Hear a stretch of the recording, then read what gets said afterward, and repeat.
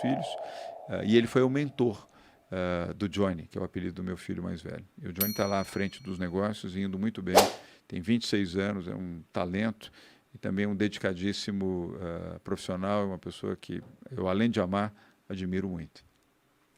Bom, e aí a minha pergunta, já entrando na parte da política, né, que é até o foco do nosso episódio, mas você teve toda essa trajetória, você enriqueceu com a atividade empreendedora, né? Você, na sua família, primeiro teve dinheiro, depois você teve a experiência de não Perdi ter tudo. nada, que talvez seja até pior do que não ter nada de cara, porque Com você tem um certeza. referencial comparativo, né? E Fico é, imaginando a sua mãe, por exemplo, que viu ter tudo, de repente não ter nada, e separada do seu pai.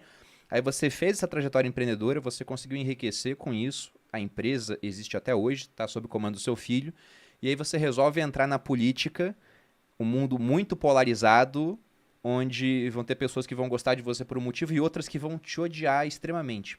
Por que entrar na política? Se a gente for olhar o chat aqui, tá uma guerra, né? Uma batalha. Inclusive, pessoal, sejamos moderados nos comentários, né? Porque é um ambiente muito inóspito, assim, se a gente for pensar. Ainda mais hoje, em época de rede social. O que te atraiu, assim, que falou, nossa, eu preciso virar político? Bruno, não é virar político, é lutar pelo meu país. Há pessoas idealistas, eu sou idealista. Eu podia ter ficado, a melhor situação, a mais confortável, era ficar onde eu estava, concorda? Uma boa família, uma esposa, 3 filhos, um bom patrimônio, tudo isso conquistado com trabalho, com dedicação, com honestidade. Era mais fácil eu ficar onde eu estava. Mas eu tive uma razão específica para isso. E eu tenho que dizer para vocês qual foi. Foi Lula e o PT. Eu fiquei tão revoltado com o roubo, com os assaques, com as mentiras. 13 anos de PT, 13 anos de Lula mentindo, dizendo que era o salvador do Brasil. Que eu falei, eu não vou ficar quieto, eu vou sair da arquibancada, ou vou sair da cadeira cativa, vou sair da numerada, eu vou para o campo, eu quero lutar pelo Brasil. Eu sou um dos idealistas. Talvez tenha muita gente que não acredite em idealismo. Eu acredito. Nunca recebi um salário, nem como prefeito, nem como governador. Eu dou todos os meus salários. Como eu fiz um bom patrimônio, eu não preciso disso.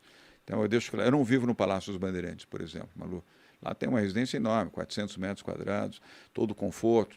Praticamente todos os governadores que passaram por São Paulo residiram ali. É um direito que cabe aos governadores. Eu moro na minha casa, eu não preciso disso.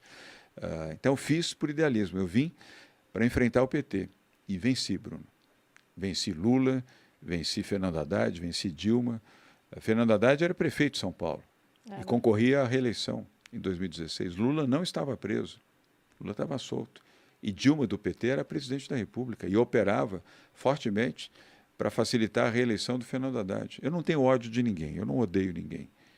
Mas eu estava muito revoltado com as circunstâncias em que o Brasil vivia naquele momento. Falei, eu vou ajudar. E como é que você pode ajudar? É dentro do processo democrático da cidadania. Eu já era filiado ao PSDB desde 2001. Eu gostava e gosto do PSDB. Você já tinha uma experiência como secretário antes, já tinha se envolvido em alguns governos? Isso, eu fui secretário do Mário Covas. E foi isso que trouxe também a minha admiração pelo PSDB. Com o Montoro, lembra-se que eu falei? O Montoro foi fundador do PSDB, 33 anos agora, 34 anos atrás, assim como o Mário Covas, de quem eu fui secretário. Então eu tomei a decisão, falei, eu vou para o fronte. Imagine você, alguém que a vida inteira teve no setor privado, vir para a política para enfrentar o PT. O PT com Lula, o PT com Fernando Haddad, que depois disputou a eleição presidencial em 2018 contra Bolsonaro, e Dilma, que era presidente da República. Sabe qual era a minha pontuação no Ibope 8 meses antes da eleição? 1%. 1%? Tinha 1%. Nada mais animador do que 1%. O campeão líder naquele momento, 8 meses antes, nós estamos a 8 meses da eleição agora, coincidentemente. Eu tinha 1%. O primeiro lugar tinha 38, o segundo tinha 24, o terceiro tinha 17, o quarto tinha 12, o quinto tinha 6, eu estava lá na rabeira. Quem eram os candidatos naquela época? Era o próprio Fernando Haddad, o Celso Russomano, Luiz Arundina, Marta Suplicy, o falecido Major Olímpio. Esses eram os candidatos que estavam bem à frente. E haviam outros candidatos que tinham uma posição também inferior, como a minha posição. E se você pensa que isso era motivo para eu desistir, para eu desanimar, falei, não, é agora que eu vou à luta. Coloquei minha calça apertada, meu par de tênis, minha camiseta e fui à luta.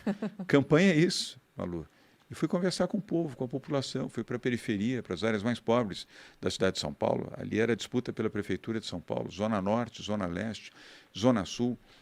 Ninguém sabia quem eu era. Quem é esse cara que chega aqui falando o que está falando, e dizendo que vai fazer, e que vai poder ajudar, vai trazer um pouco de esperança para mim.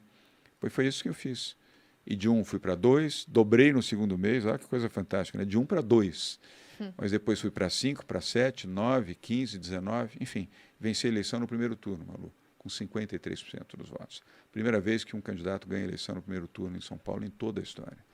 Depois renunciei à Prefeitura de São Paulo para salvar, a meu ver, o que São Paulo ia cair nas mãos de um outro esquerdista, o Márcio França, que eu chamava de Márcio Cuba, que idolatrava Cuba, Nicarágua e a extrema esquerda.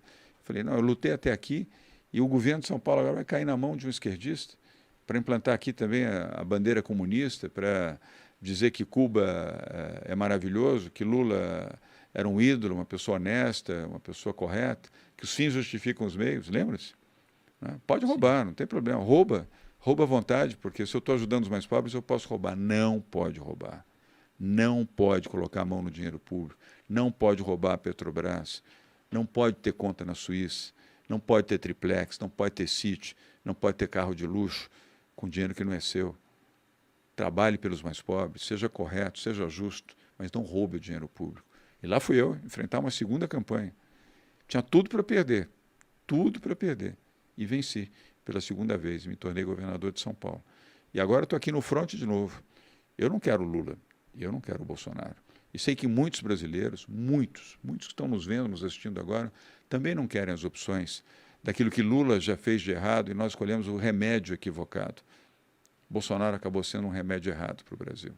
Eu errei e 56 milhões de brasileiros, ou talvez não todos, mas muitos estão arrependidos. Eu estou, porque eu não queria Fernando Haddad nem Lula. Eu ganhei do Fernando Haddad, como é que eu poderia votar ou imaginar o meu voto no esquerdista do Fernando Haddad?